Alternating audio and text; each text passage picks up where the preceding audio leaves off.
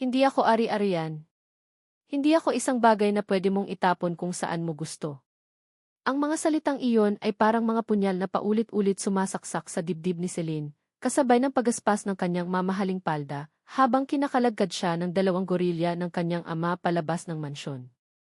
Ang huling nasilayan niya bago ipinasok sa itim na van ay ang malamig na mukha ng kanyang ama, si Congressman Alfredo Bañares, walang bakas ng kahit anong emosyon.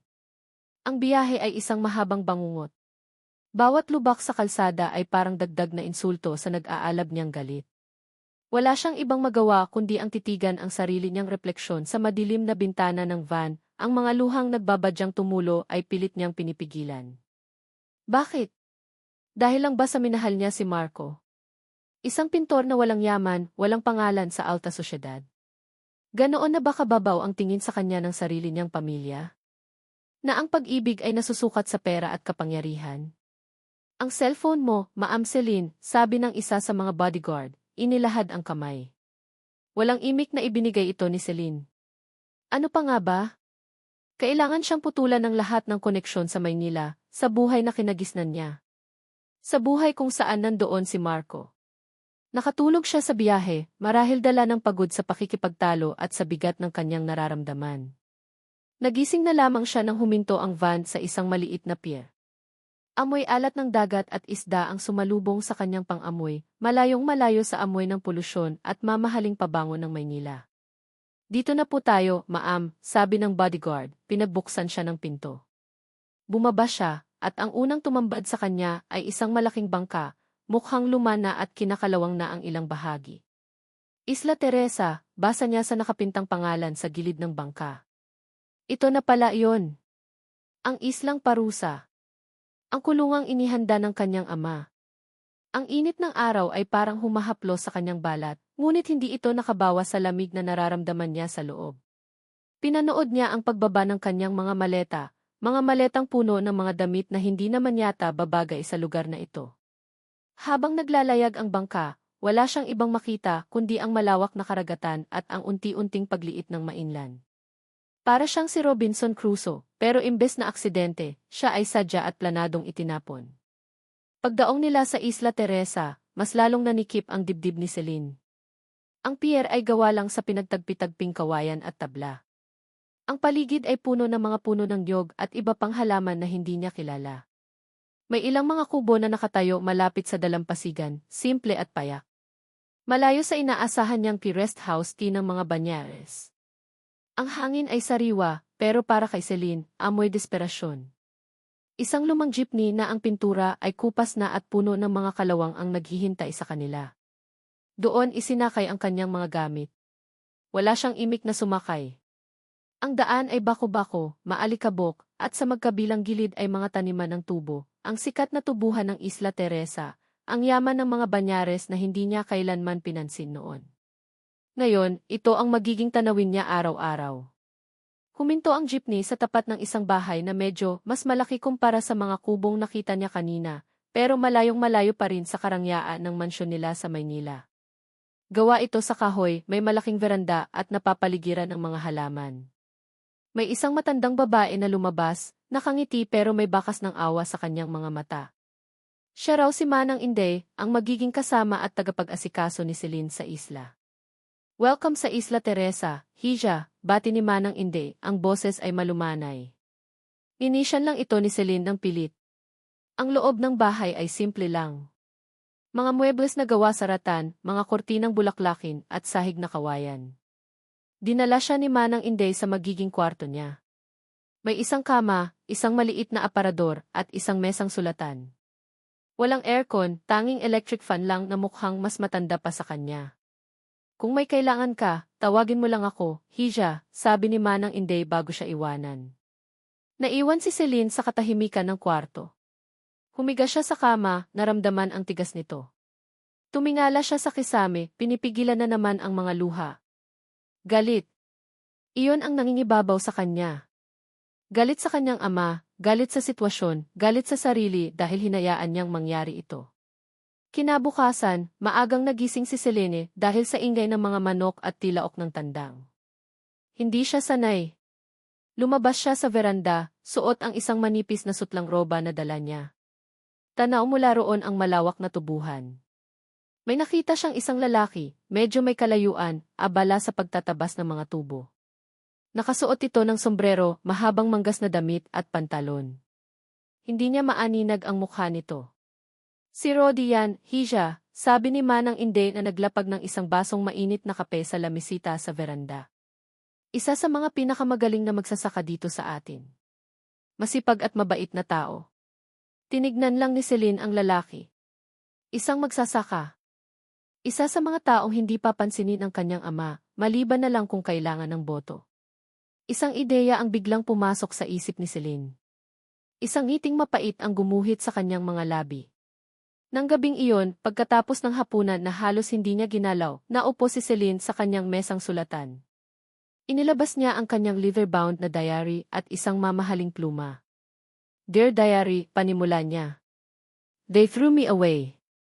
Daddy thinks he can control my life, you my heart. He thinks this island, this Westland, can break me. He's wrong. Huminto siya saglit, tinitigan ang blankong pahina. Ang galit ay bumabalik, mas matindi, mas mapanganib. Nakita ko siya kanina. Yung magsasakang sinasabi ni Manang Inday. Mukhang simple. Mukhang madaling paikutin. Sabi ni Manang, kilala raw siya dito sa isla. Maybe he's Jinvay ticket out. Or better yet, Jinvay too for revenge. Isang masamang ngiti ang sumilay sa kanyang mga labi habang nagpapatuloy siya sa pagsusulat. Papansinin ko siya. Aakitin. Paibigin. At kapag nahulog na siya ng husto, saka ko siya iiwan. Saka ko ipapamukha kay Daddy na hindi lang siya ang kayang manakit. Gusto niyang masira ang buhay ko dahil kay Marco. Well, I'll show him. I'll play with one of his precious tauhan. Gagamitin ko ang isang hamak na magsasaka para lang mapikon siya. Papagtripan ko siya hanggang sa sumuko si Daddy at pauwiin ako. Tingnan natin kung sino ang mas matibay. Isinara niya ang diary, ang puso niya itumitibok sa halo-halong kaba at excitement sa sarili niyang maitim na plano. Tumingin siya sa bintana, sa dilim ng gabi sa Isla Teresa. Sa gitna ng katahimikan, tanging ang determinasyon niyang makaganti ang malinaw. Hindi pa tapos ang laban. Nagsisimula pa lang. Kinabukasan, determinado si Celine na simulan ang kanyang plano. Kung ang tatay niya ay kayang sirain ang puso niya, kaya niya ring paglaruan ang damdamin ng iba, lalo na kung ito ang magiging daan para makabalik siya sa Maynila. Ang target, si Rodi, ang magsasakang tila walang pakialam sa mundo. Naghalungkat siya sa kanyang mga maleta. Karamihan sa mga dala niya ay mga bestida at kasuotang pang-party sa syudad. May iilan siyang shorts at simpleng blusa, pero hindi iyon ang kailangan niya para sa kanyang binabalak. Napangiti siya nang makita ang isang manipis na puting sundress na halos bumabakat ang kanyang hubog kapag nasisinagan ng araw. Perfect. Tanghalian. Amoy pa lang ng sinigang na niluluto ni Manang Inday ay nagpapalakas na ng sikmura, pero hindi pagkain ang nasa isip ni Celine. Dahan-dahan siyang lumabas ng kwarto, sinadya ang bawat hakbang, alam na nasa kusina si Manang Inday at malamang ay paparating na rin si Rodi mula sa tubuhan para mananghalian. Manang, gutom na ako, sabi ni Celine, ang boses ay pinalambing, may halong pagkabrat. Nakasuot siya ng puting sundress, ang manipis na tela ay tila yumayakap sa kanyang katawan. Medyo mababa ang hiwa nito sa dibdib at ang haba ay nasa itaas lang ng tuhod. Sa Maynila, normal lang ito, pero sa simpleng bahay sa Isla Teresa, para siyang isang diwatang naligaw. Napatingin si Manang Inday sa kanya, mula ulo hanggang paa, at bahagyang kumunot ang noo nito pero mabilis ding ngumiti. Ay, Hija, ang ganda mo naman. Tamang-tama, luto na ang tanghalian. Tatawagin ko lang si Rodi. Umupo si Celine sa maliit na komedor, siniguradong nakaharap siya sa pintuan kung saan papasok si Rodi. Nagkunwari siyang abala sa pagtingin sa mga bulaklak sa florera, pero ang tenga niya ay nakaabang. Maya-maya pa, narinig na niya ang mga yabag papalapit. Pumasok si Rodi, pawisan at medyo may mga mansa ng lupa sa kanyang damit. Nang makita siya ni Celine, agad itong umiti ng matamis, yung iting pang-artista na pinraktis niya. Hi! Sakto, kakaupo ko lang. Sabay na tayong kumain. Inayos pa niya ang pagkakaupo, bahagyang itinagilid ang katawan para mas makita ang kanyang ayos. Pero si Roddy, tiningnan lang siya saglit, yung tingin na parang normal lang, walang bahid ng pagkagulat o paghanga na inaasahan ni Celine. Tumango lang ito. Magandang tanghali. Magbibihis lang ako sandali. At lumabas ito ng kusina. Naiwan si Celine na bahagyang nakaawang ang bibig. Ano iyon? Yun lang. Ni hindi man lang natinag. Parang mas pinansin pa nito ang amoy ng sinigang kaysa sa kanya. Umusbong ang inis sa dibdib ni Celine. Hindi ganito dapat. Dapat ay mapanganga ito o kahit man lang mahiya. Nang bumalik si Roddy, nakasuot na ito ng malinis na t-shirt at shorts. Umupo ito sa tapat ni Celine at nagsimula ng magsandok ng kanin si Manang Inday. Tahimik silang kumain. Si Celine, panay ang sulyap kay Roddy, naghahanap ng kahit anong senyales na naapektuhan ito sa presensya niya, sa suot niya. Pero wala. Si Roddy ay kumakain lang na parang wala siyang katabing babaeng halos hubad na sa kanyang paningin. Hindi na natiis ni Celine. Nang mag-abot ito ng pitselang tubig, sinadya niyang magkadikitan ang kanilang mga kamay. Oops, sorry, sabi niya, pabebe ang tono. Tiningnan siya ni Roddy at sa unang pagkakataon, nagsalita ito ng direkta sa kanya, hindi tungkol sa pagkain. Ayos lang. Pero ang mga mata nito walang emosyon. Nainis lalo si Celine. Ang yabang.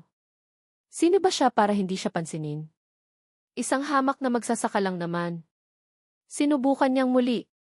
Alam mo, ang init pala dito sa isla, no? Sa Maynila, kahit mainit, may aircon naman kahit saan. Nagpaypay pa siya gamit ang kamay, idinidiin ang atensyon sa kanyang sarili. Tumigil sa pagsubo si Roddy.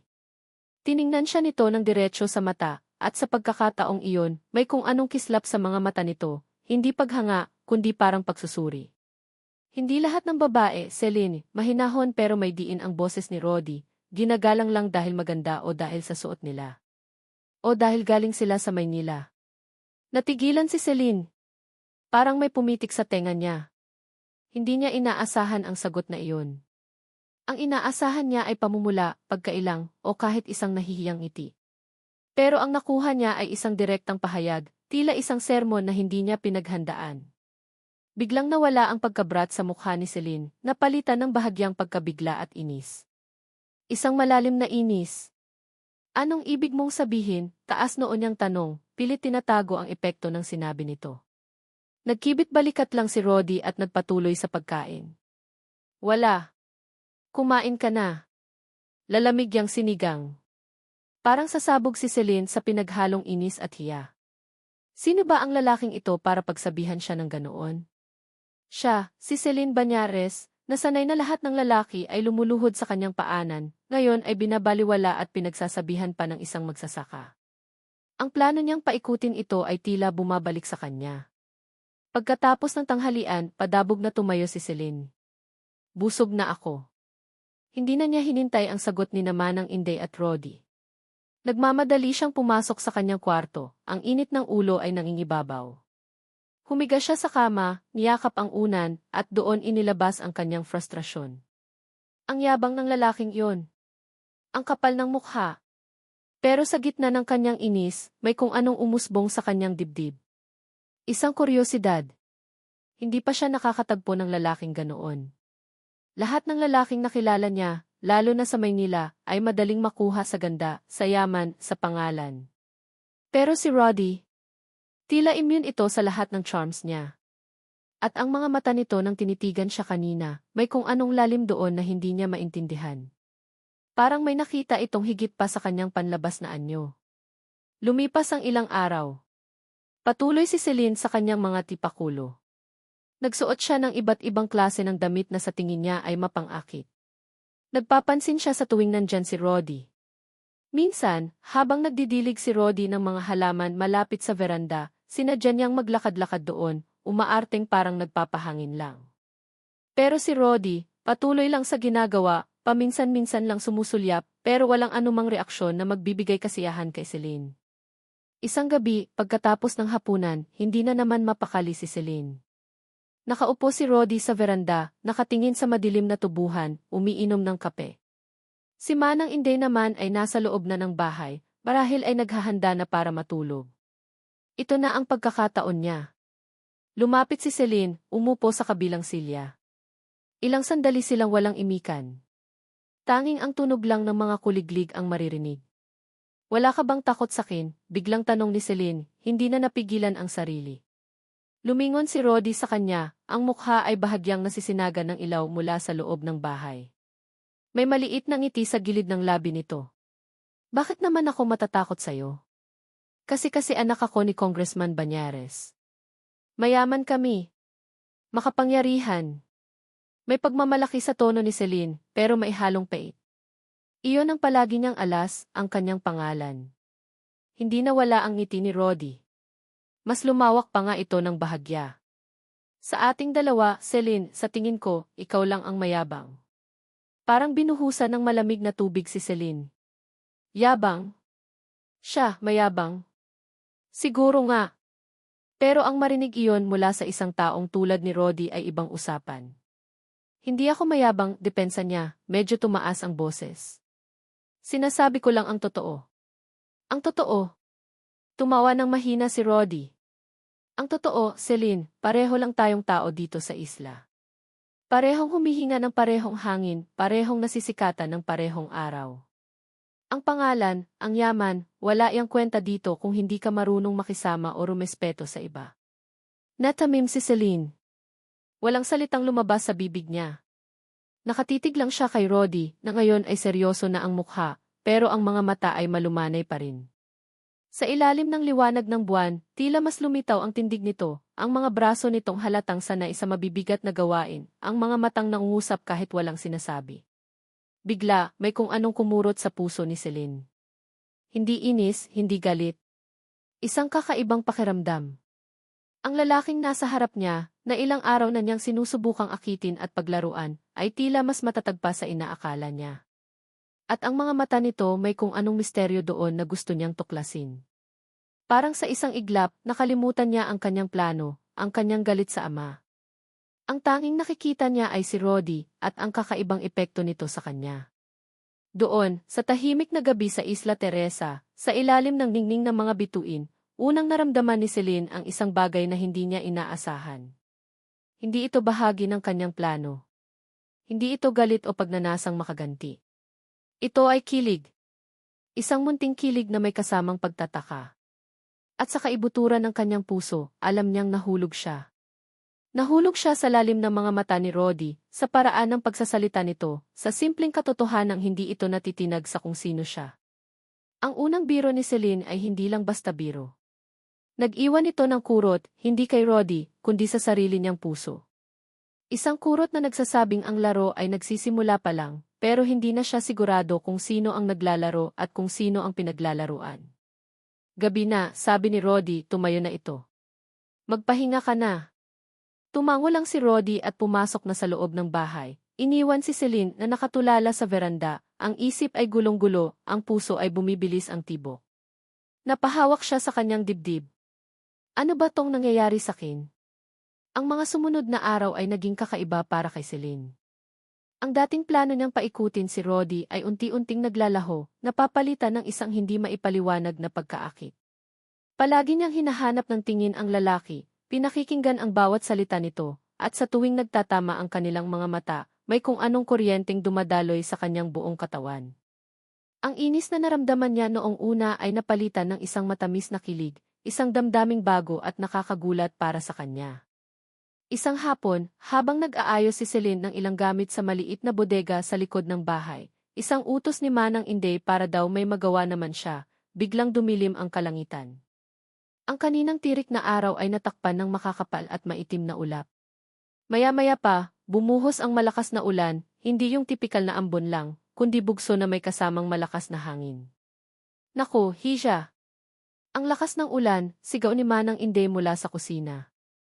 Bilisan mo dyan at baka bumaha. Agad na nataranta si Celine.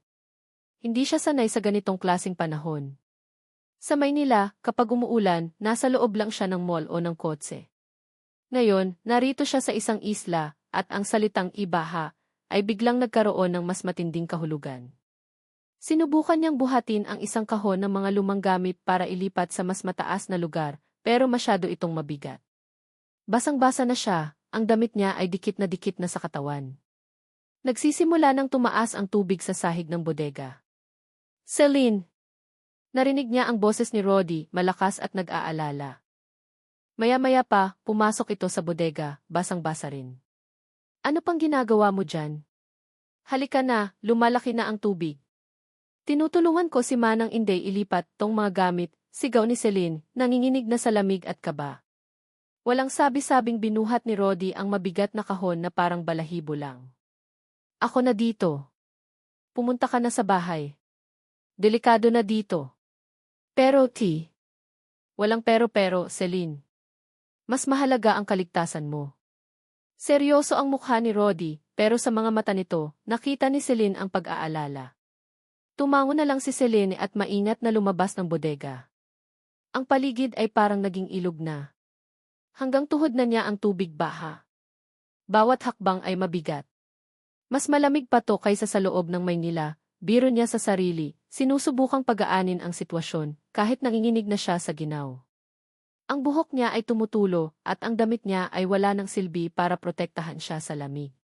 Nang makarating siya sa may pintuan ng kusina, nakaabang na si Roddy, hawak ang isang makapal at tuyong kumot.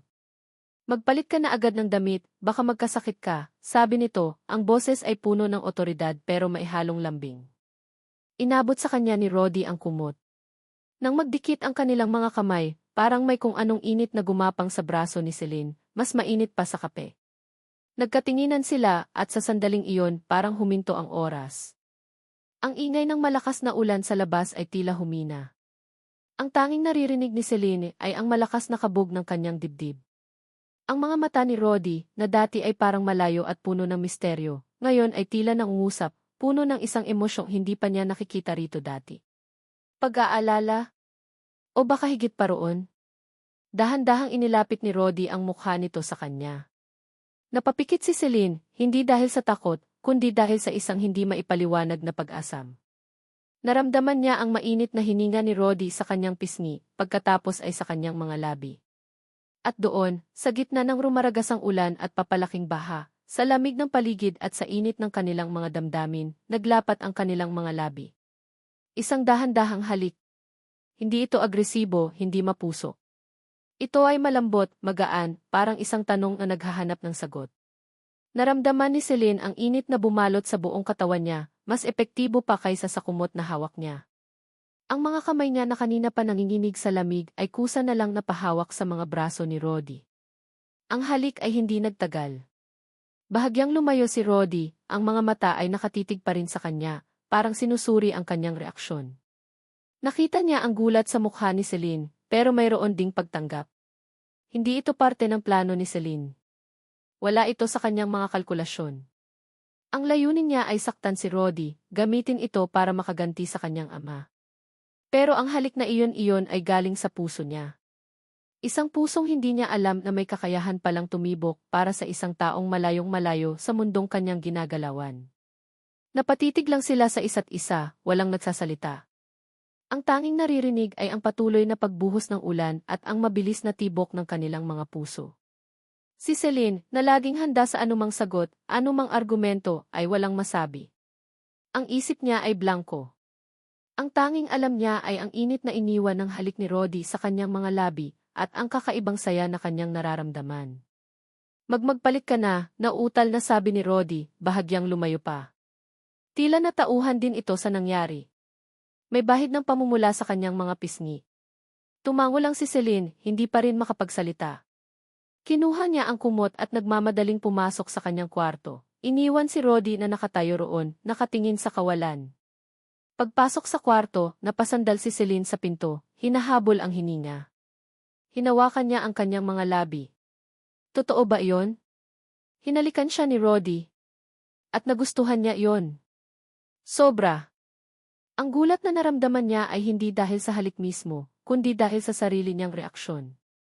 Ang babaeng matapang, palaban, at laging may kontrol sa sitwasyon ay biglang naging parang isang high school student na ninakawan ng halik. Ang Celine na nagplano ng paghihiganti ay tila nawala, napalitan ng isang Celine na nalilito, kinikilig at natatakot. Natatakot sa nararamdaman niyang hindi niya maintindihan para sa isang lalaking hindi niya dapat maramdaman. Ang ulan sa labas ay patuloy pa rin sa pagbuhos, pero para kay Celine, ang mundo ay biglang nagliwanag. Ang Isla Teresa, na dati ay simbolo ng kanyang pagkakatapon at parusa, ay biglang nagkaroon ng ibang kulay. Ang baha na dapat niyang katakutan ay naging saksi sa isang sandaling hindi niya malilimutan. Ang halik sa gitna ng baha. Iyon ang unang totoong emosyon na naramdaman ni Celine sa islang iyon. At alam niya, sa kaibuturan ng kanyang puso, na simula pa lang iyon ng isang bagay na mas malalim at mas komplikado pa kaysa sa inaakala niya. Ang laro ay nagbago na. At ang puso niya ang nakataya. Ang mga sumunod na araw pagkatapos ng halik sa gitna ng baha, ay puno ng alanganing ngiti at pasulyap-sulyap na tingin sa pagitan ni Celine at Roddy. Ang dating tensyon na dulot ng mga biro ni Celine ay napalitan ng isang kakaibang hiya at hindi maipaliwanag na koneksyon. Si Celine, na dati laging may banat o sarkastikong komento, ay mas madalas ng tahimik, pinakikiramdaman ang bawat kilos ni Roddy. Si Roddy naman, bagamat nananatiling tahimik at masipag sa trabaho, ay paminsan-minsan nahuhuli ni Celine na nakatitig sa kanya na agad naman itong iiwas kapag napansin. Isang umaga, habang naghahanda si Celine ng almusal, isang bagay na sinimulan niyang gawin para mapalapit pa kay Roddy, kahit na ang kaya niya lang lutuin ay pritong itlog at sinangag, may kumatok sa pinto. Inaasahan niyang si Roddy iyon na karaniwang maagang gumigising para sa trabaho sa tubuhan. Sandali lang, sigaw ni Celine, inaayos ang kanyang buhok at damit. Binuksan niya ang pinto ng may ngiti sa labi, handa nang batiin si Roddy ng magandang umaga. Pero hindi si Roddy ang tumambad sa kanya. Isang babae ang nakatayo roon, medyo may edad na kay Celine, simple ang pananamit pero may matapang na aura. Ang mga mata nito ay matalim, agad na sinuri si Celine mula ulo hanggang paa. "Sino ka?" tanong ng babae, ang boses ay walang anumang paggalang. Natigilan si Celine. "Ako si Celine. Nakatira ako dito." "Ikaw, sino ka?" "Ako si Elsa," sagot ng babae, itinaas ang kilay. "Asawa ako ni Roddy." "Nasaan siya?" Parang kidlat na tumama kay Celine ang mga salitang iyon. "Asawa? Ni Roddy? Paanong nangyari iyon? Kailan? Bakit walang nabanggit si Roddy? O si Manang Inday?" Ang ngiti sa labi ni Celine ay biglang naglaho, napalitan ng pagkabigla at isang matinding kirot sa dibdib. "Aasawa?" nautal niyang tanong, hindi makapaniwala. Sakto namang lumabas si Roddy mula sa kanyang kwarto, marahil ay narinig ang usapan. Nang makita niya si Elsa, ang mukha niya ay biglang nagbago, may pagkagulat, pagkadismaya at inis. "Elsa, anong ginagawa mo dito?" tanong ni Roddy, ang boses ay malamig. Lumingon si Elsa kay Roddy, at ang matapang nitong aura ay biglang naglaho, napalitan ng isang malungkot na ekspresyon. "Roddy, mahal, nag-aalala ako sa'yo. Ilang araw ka nang hindi umuuwi sa bayan." Lumapit ito kay Roddy, akmang hahawakan ang braso nito, pero umiwas si Roddy. Nakatayo lang si Celine sa gilid, parang isang estatwa, pinapanood ang eksena sa harap niya. Ang utak niya ay gulong-gulo. Ang puso niya ay parang dinudurog.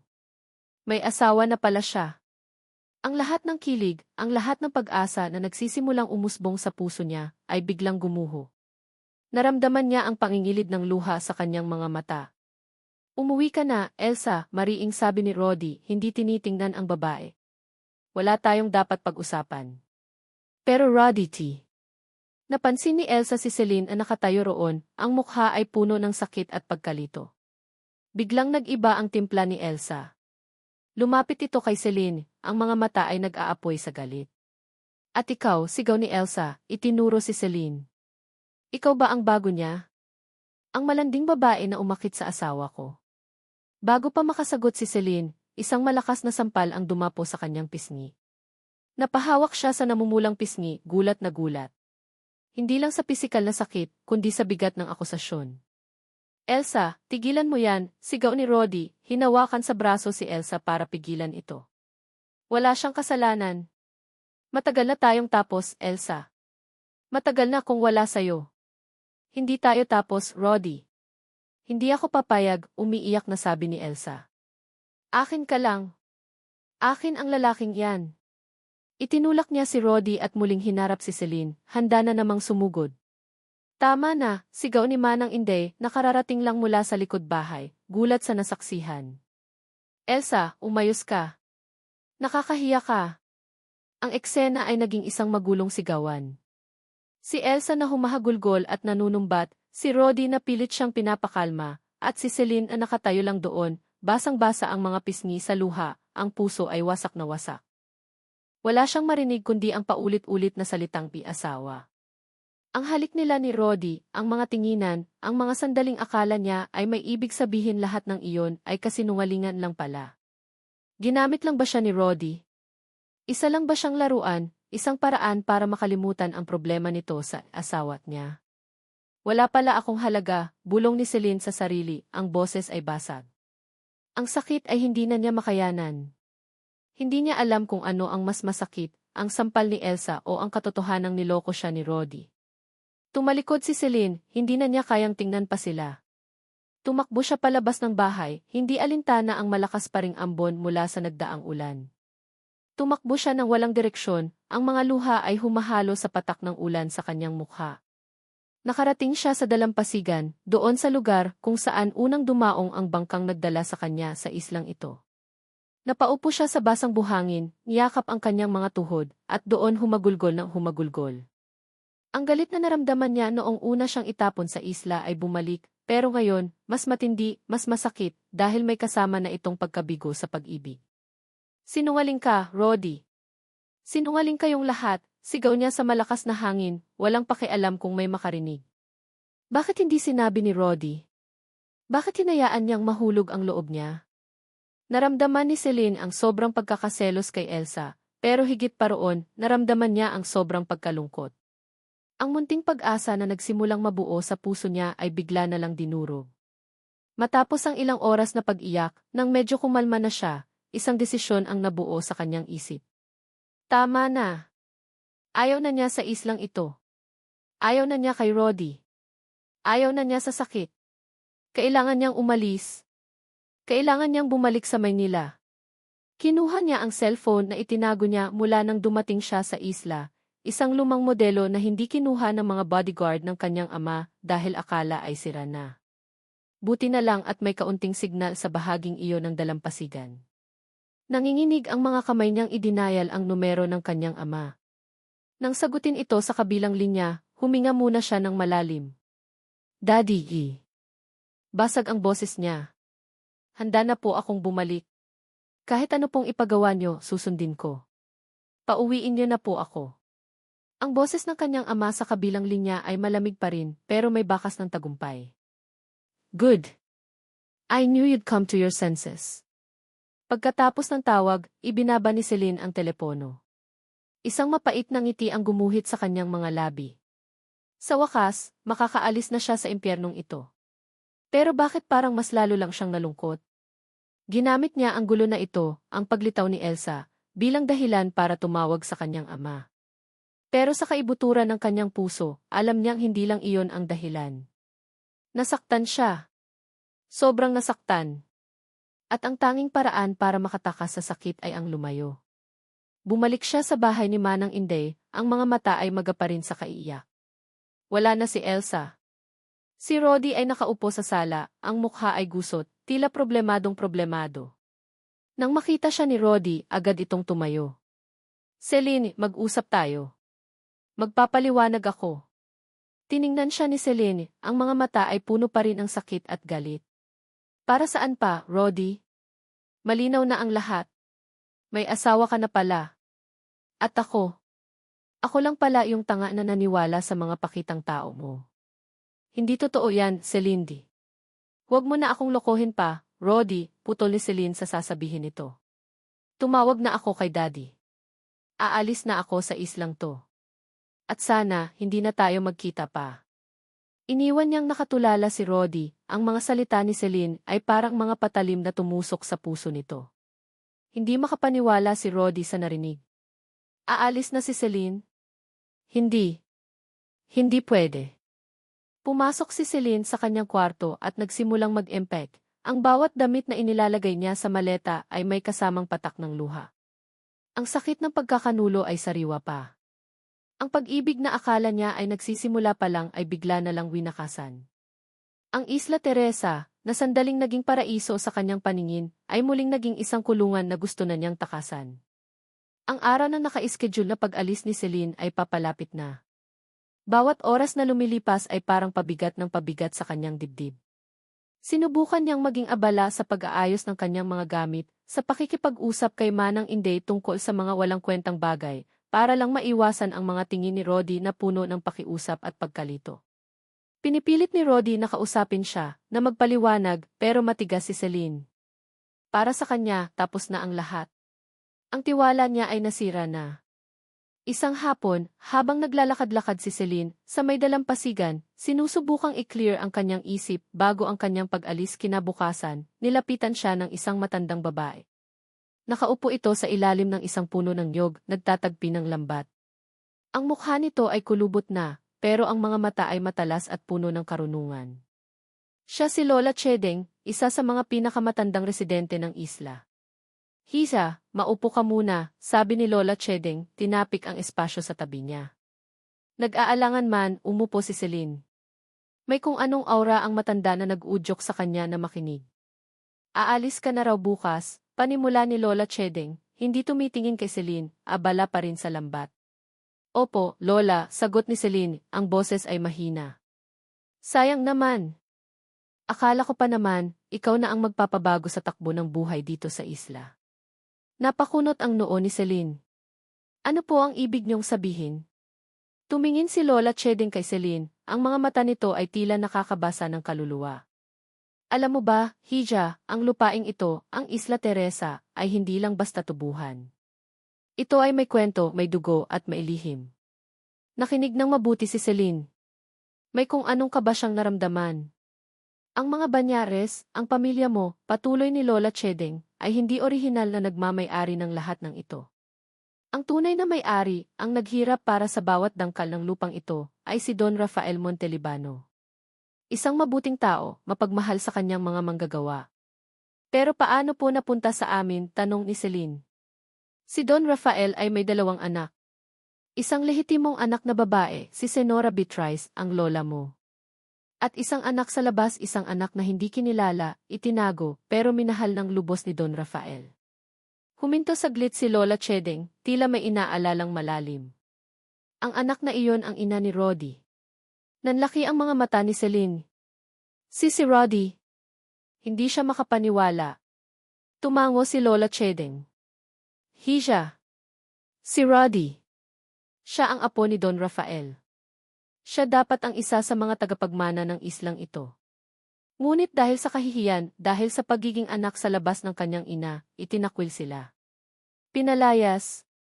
Ang tanging naiwan kay Rodi ay ang maliit na bahay na tinitirhan niya ngayon, at ang pangako ng kanyang ina na balang araw, makakamit din niya ang para sa kanya." Parang binuhusan ng malamig na tubig si Celine. Si Rodi, ang simpleng magsasaka, ay may dugong bughaw pala.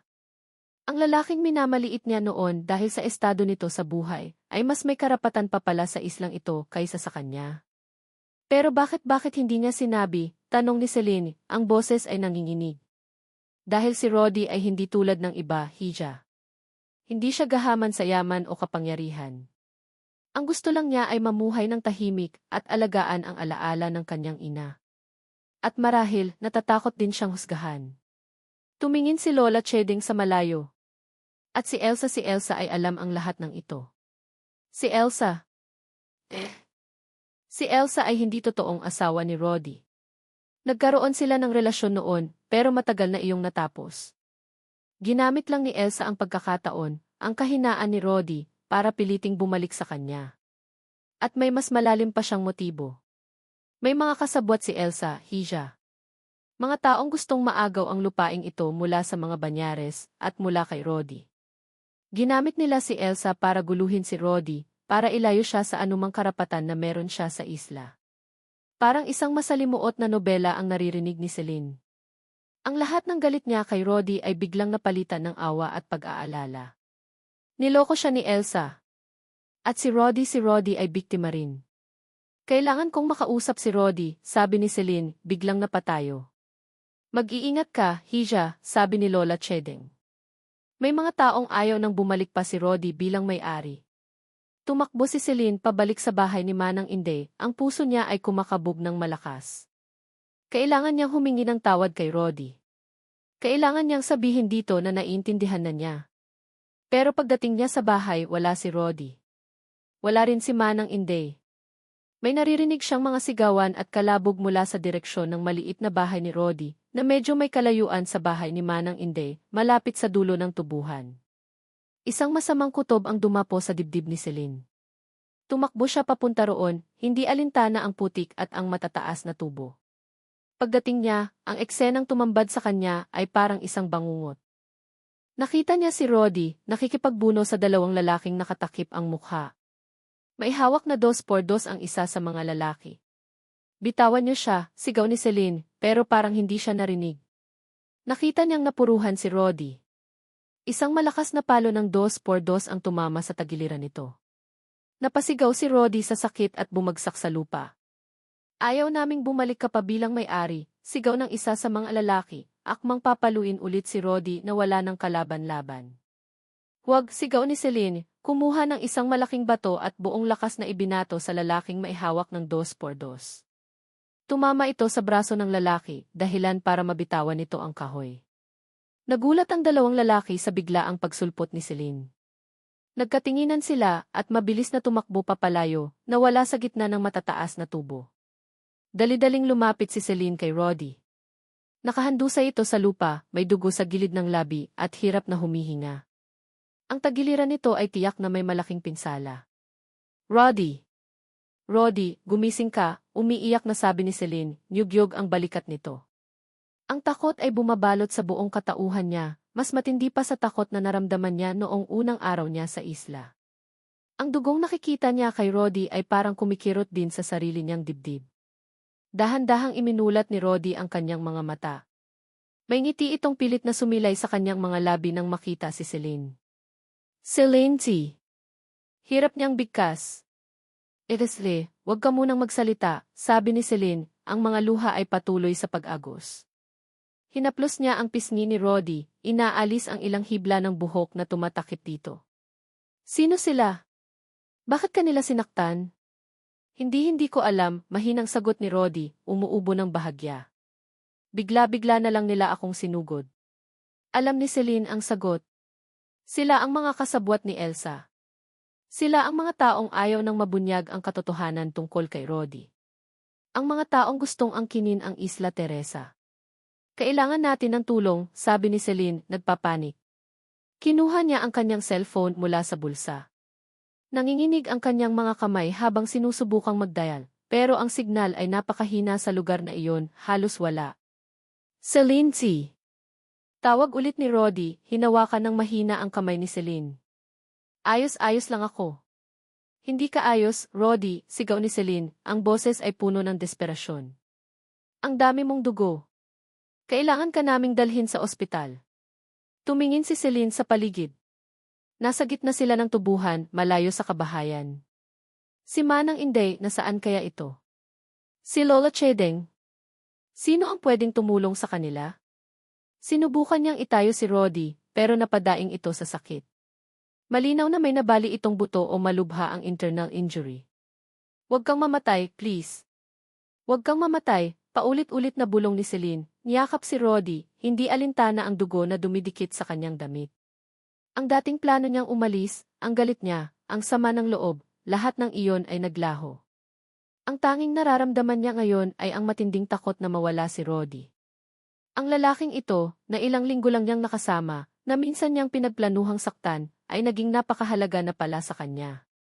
Ang pag-ibig na pilit niyang itinatanggi ay sumisigaw na ngayon sa kanyang puso. Hindi ako mamamatay, sabi ni Roddy, pilit nang umingiti ulit. Hindi kita iiwan. Ang mga salitang iyon, kahit hirap bigkasin, ay parang musika sa pandinig ni Celine. Bigla, may narinig silang mga yabag at sigawan. Si Manang Inday, kasama ang ilang mga magsasaka mula sa tubuhan, ay patakbong dumarating. Marahil ay narinig nila ang sigaw ni Celine kanina. Diyos ko, Roddy! Anong nangyari sa'yo? Natatarantang tanong ni Manang Inday, agad na lumapit sa kanila. Manang, tulungan niyo po kami, umiiyak na pakiusap ni Celine. Kailangan po siyang dalhin sa doktor. Agad na kumilos ang mga magsasaka. Maingat nilang binuhat si Roddy. Si Celine ay hindi bumibitaw sa kamay nito. Habang dinadala nila si Roddy pabalik sa bahay, ang isip ni Celine ay puno ng mga tanong at pagsisisi. Kung hindi lang sana siya naging makasarili. Kung naniwala lang sana siya agad kay Roddy. Kung hindi lang sana siya nagpadala sa galit. Bago pa man sila makarating sa bahay ni Manang Inday, nakita ni Celine ang isang pamilyar na sasakyan na paparating, ang van na ginamit para ihatid siya sa isla. At mula roon, bumaba ang isang tao na hindi niya inaasahang makikita sa araw na iyon, ang kanyang ama, si Congressman Alfredo Bañares. Ang mukha nito ay seryoso, walang emosyon, gaya ng dati. Dumating pala ito para sunduin siya, para siguraduhing tutuparin niya ang usapan nilang babalik na siya sa Maynila. Nang makita ng congressman ang duguan si Roddy, at ang nag-aalalang mukha ni Celine, bahagyang kumunot ang noo nito. Hindi ito ang inaasahan niyang eksena. Ang gabi ay bumagsak na sa Isla Teresa. Ang dating tahimik na isla ay nabalot ng tensyon at takot. Sa maliit na bahay ni Manang Inday, ginagamot ng isang lokal na albularyo ang mga sugat ni Roddy habang hinihintay ang bangkang magdadala sa kanya sa ospital sa Mainland. Si Celine ay nakaupo sa tabi ni Roddy, hawak pa rin ang kamay nito, ang mga mata ay hindi inaalis sa binatang hirap na hirap. Ang puso niya ay puno ng sakit, pagsisisi, at isang bagong umuusbong na determinasyon. Ang lihim sa lupa ng tubuhan ay nabunyag na. Ngunit kasabay nito, isang mas malaking panganib ang nagbabadya. At si Celine, na dating gustong tumakas lang, ay kailangang mamili ang bumalik sa kanyang komportableng buhay sa Maynila, o ang manatili at ipaglaban ang lalaking natutunan na niyang mahalin. Kahit pa ang kapalit nito ay ang harapin ang galit ng sarili niyang pamilya at ang panganib na dala ng mga taong gustong angkinin ang Isla Teresa. Ang gulat at takot na naramdaman niya kanina ay napalitan ng isang matibay na desisyon. Hindi na siya aalis. Hindi niya iiwan si Roddy. Lumipas ang ilang araw. Si Roddy ay dinala sa maliit na pagamutan sa kabilang bayan, sa Mainland, dahil mas malala ang pinsalang natamo niya kaysa sa inaakala. May bali ito sa tadyang at maraming pasa sa katawan. Si Celine, sa kabila ng pagtutol ng kanyang ama na naroon pa rin sa isla at naghihintay sa kanyang pag-alis, ay hindi umalis sa tabi ni Roddy. Siya ang nagbantay, nag-asikaso at nagbigay ng lakas ng loob dito. Nang medyo makarecover na si Roddy at maibalik na sa Isla Teresa, sa bahay ni Manang Inday, si Celine pa rin ang personal na nag-alaga. Siya ang nagpapahid ng gamot sa mga sugat nito, maingat at dahan-dahan. Ang dating mga kamay na sanay lang sa paghawak ng mamahaling bag at tasa ng kape, ay sanay na ngayong maglinis ng sugat at mag-alalay sa isang may sakit. Isang hapon, habang pinupunasan ni Celine ang bimpo ang noo ni Roddy, nagising ito. Tinitigan siya ni Roddy, ang mga mata ay puno ng pasasalamat, pero may halong lungkot. Celine C. Mahina niyang tawag. Magpahinga ka lang, sabi ni Celine, umiti ng pilit. May galit pa rin siyang nararamdaman, galit sa mga nanakit kay Roddy, galit sa sitwasyon, at kaunting galit pa rin kay Roddy dahil sa hindi nito pagsasabi ng totoo tungkol kay Elsa. Pero nangingibabaw ang pag-aalala at ang pagmamahal na hindi na niya kayang itago. Kailangan nating mag-usap, sabi ni Roddy, pilit na umuupo. Inalalayan siya ni Celine. Roddy, hindi pa magaling ang mga sugat mo. Kailangan mong malaman ang totoo, Celine. Tungkol kay Elsa, tungkol sa lahat. Huminga ng malalim si Roddy. Si Elsa, hindi ko na siya asawa. Nagkaroon kami ng relasyon noon, pero matagal na kaming hiwalay. Nakiusap siya na tulungan ko siya sa ilang problema, at bilang kaibigan, pumayag ako. Hindi ko alam na gagamitin niya iyon para sabihin kami pa rin. At lalong hindi ko alam ang mga plano niya, ang mga kasabwat niya. Nakinig lang si Celine, ang puso niya ay kumikirot sa bawat salitang binibitawan ni Roddy. Nakikita niya ang sincerity sa mga mata nito. Patawarin mo ako, Celine, sabi ni Roddy, ang boses ay basag. Patawarin mo ako kung nasaktan kita. Kung nilihim ko sa iyo ang tungkol sa pagkatao ko, sa mga problema ko. Natakot akong husgahan mo ako, nalayuan mo ako kapag nalaman mo ang lahat. Hinawakan ni Roddy ang kamay ni Celine. Wala akong kontrol sa mga nangyari noon, pero maniwala ka, hinding-hindi ko intensyong saktan ka. Tumulo ang luha sa mga mata ni Celine. Hinigpitan niya ang hawak sa kamay ni Roddy. Naiintindihan ko, Roddy. At pinapatawad na kita. Isang malaking tinik ang nabunot sa kanyang dibdib. Ang tampuhan ay unti-unting napapalitan ng pag-unawa. Celine C. Pero may kasalanan din ako, pag-amin ni Celine. Noong una, ang plano ko talaga ay paglaruan ka, saktan ka, para lang makaganti ako kay Daddy. Ginamit ko ang ideyang magugustuhan mo ako para lang sa sarili kong kapakanan. Yumuko siya, nahihiya sa sarili niyang inamin. Hinawakan ni Roddy ang baba ni Celine, itinaas ito para magkatinginan sila. Pero hindi iyon ang nangyari, di ba? Umiling si Celine, ang mga luha ay patuloy pa rin. Hindi. Dahil nahulog ako sa'yo, Roddy. Totoo. Hindi ko na kayang mawala ka pa sa buhay ko. Sa wakas, nasabi na niya. Ang pag-amin na matagal nang bumabagabag sa kanyang puso. Isang matamis na ngiti ang sumilay sa mga labi ni Roddy. Hinaplos nito ang pisngi ni Celine. Mahal din kita, Celine. Mahal na mahal. At sa pagkakataong iyon, ang lahat ng sakit, lahat ng takot, lahat ng pag-aalinlangan ay naglaho.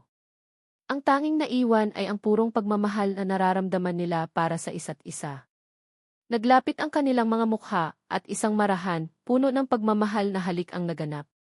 Hindi tulad ng unang halik nila sa gitna ng baha na puno ng gulat at pag-aalinlangan. Ito ay isang halik ng pagtanggap ng pangako, ng pag-asa. Pero ang kanilang matamis na sandali ay biglang naantala ng isang malakas na boses mula sa pintuan. Celine! Napalingon sila. Nakatayo roon si Congressman Alfredo Bañeres, ang mukha ay galit na galit. Sa likod nito ay ang dalawang bodyguard na kumuha kay Celine mula sa Maynila. Daddy E. Gulat na sabi ni Celine. Akala niya ay umalis na ito. Ano ang ibig sabihin nito? Sigaw ng congressman, itinuro si Roddy. Sinabi ko nang umuwi ka na. Ano pa ang ginagawa mo dito kasama ang lalaking yan? Daddy, magpapaliwanag po ako. Wala ka nang dapat ipaliwanag, putol ng congressman. Nakikita ko na ang lahat. Niloloko mo lang ako. Akala ko ba ay natuto ka na? Akala ko ba ay handa ka ng sumunod? Lumapit ito kay Celine, ang mga mata ay nanlilisik. Hindi mo ba naiintindihan?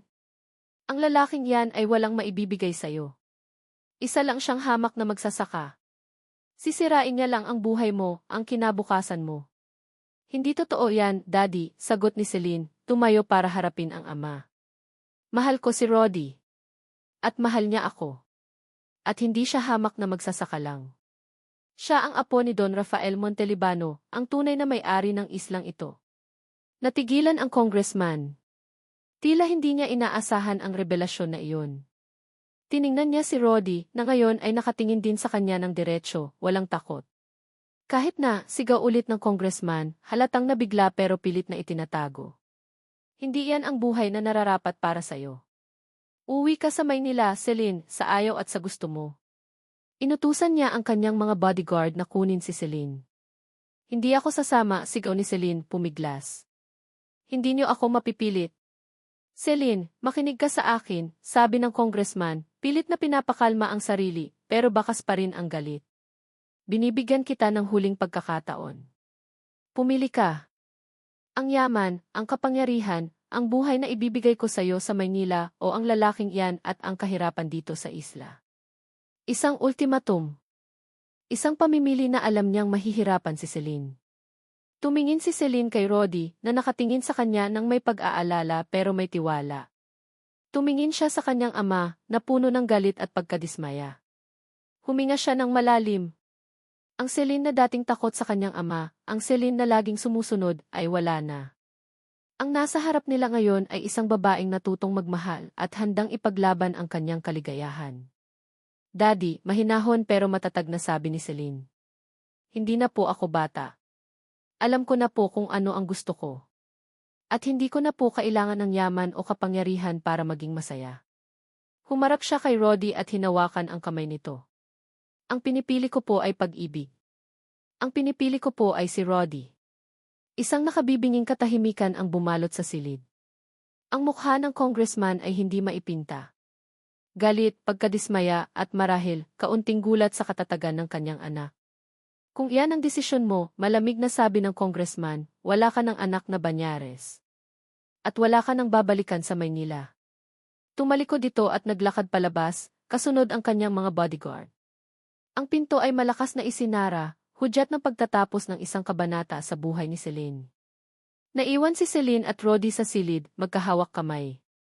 May luha sa mga mata ni Celine, pero may ngiti rin sa kanyang mga labi. Ang pag-asa ay muling sumilay. Mahirap ang daan sa unahan nila, alam niya iyon. Pero kasama si Rodi, handa siyang harapin ang lahat. Ang galit ng kanyang ama, ang mga taong gustong manakit kay Rodi, ang mga hamon ng buhay sa isla. Ang pag-ibig nila ang magiging sandata nila. At sa pagitan ng galit at pag-ibig, pinili nila ang pag-ibig. At iyon ang pinakamahalaga. Lumipas ang ilang buwan. Ang Isla Teresa ay dahan-dahang bumabalik sa dati nitong katahimikan, ngunit may bagong simoy ng pag-asa at pagbabago.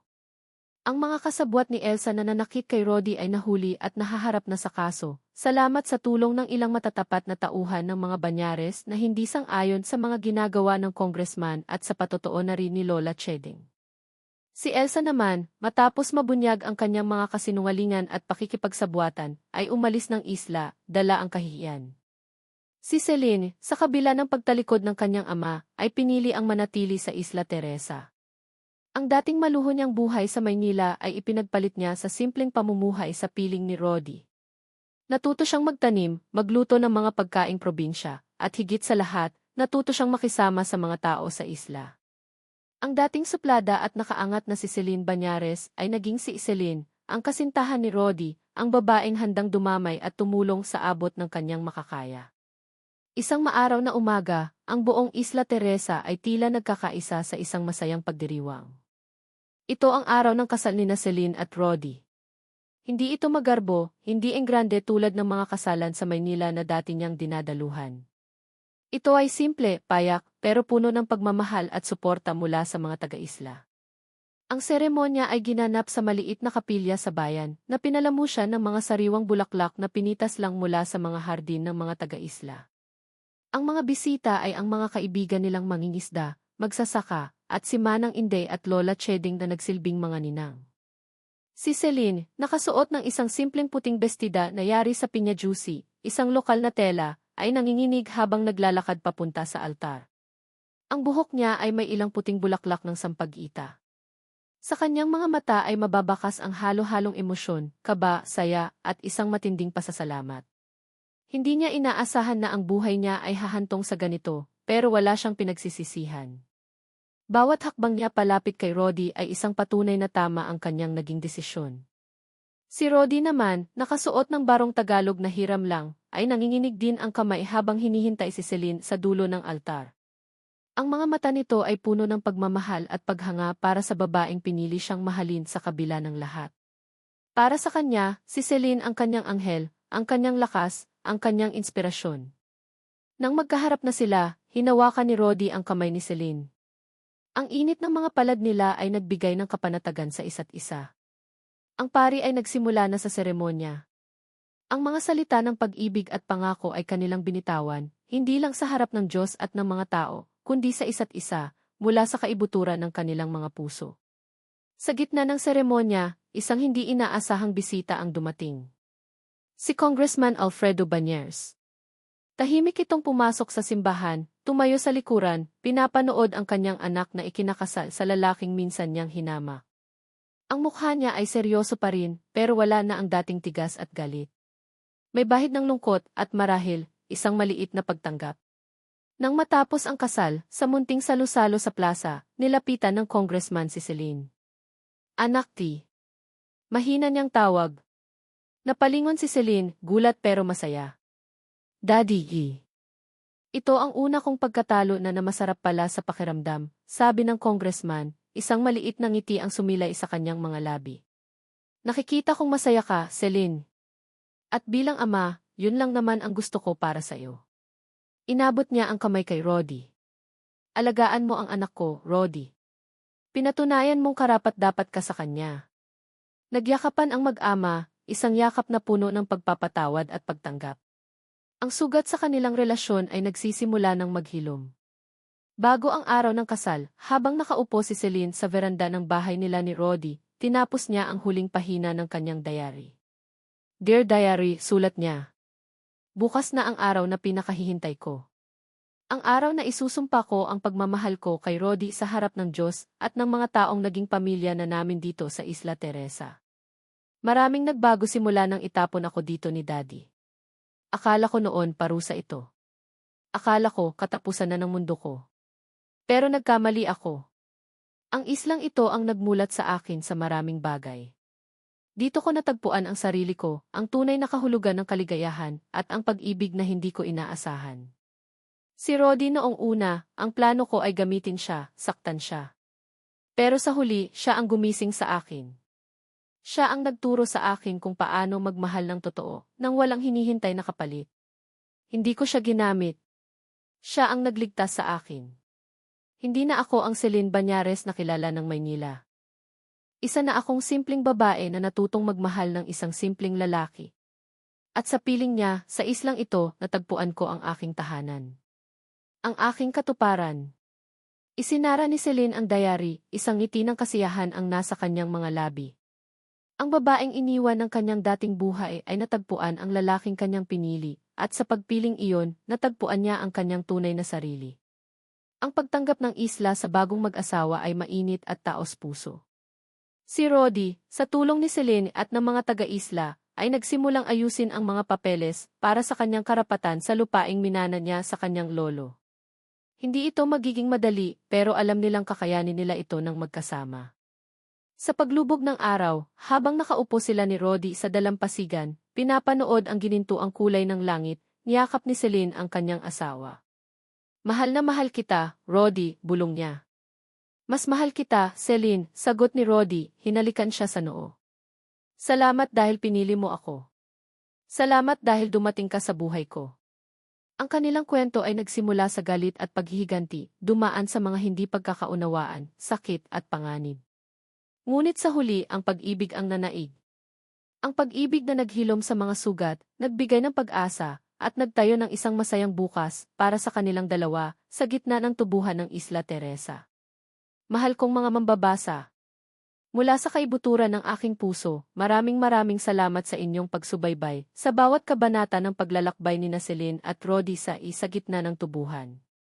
Ang inyong pananabik sa bawat bagong yugto, ang inyong mga reaksyon, at ang inyong oras na inilaan ay nagsilbing inspirasyon sa akin upang tapusin ang kwentong ito ng may pagmamahal at dedikasyon.